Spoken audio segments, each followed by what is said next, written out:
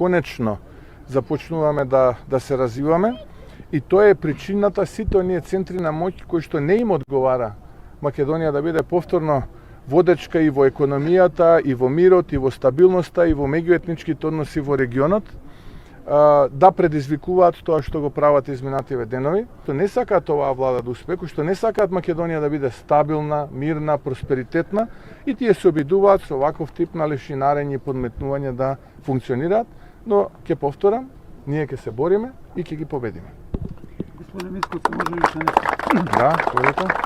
Човеков се заебава со сите нас, бе. Значи, вака сега да замислиме. Бидејќи, нели, он ни слика на нас една перцепција, една слика, прави една сцена, нели, драмски раскажува, овие околу него, не знам дали ги виде, клатат глави, да, браво, премиере.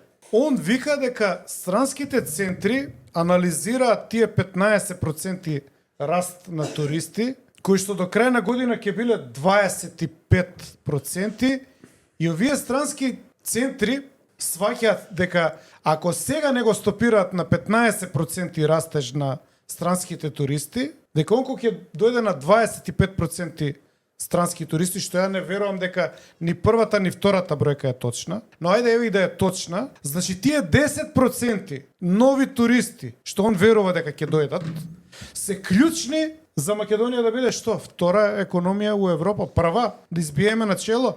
И они од љубомора ги активираат своите јатаци, како доаѓаат они у Трубарево и таму кај што палат пожари, и они сега се активираат со сите своји сили, со сите своји мрежи од странство, и што прават? Палат фабрики за батерии и така натаму, за да не успее неговата програма за туризам. Или не е добро уземљен, или се заебава со сите нас. Трето нема.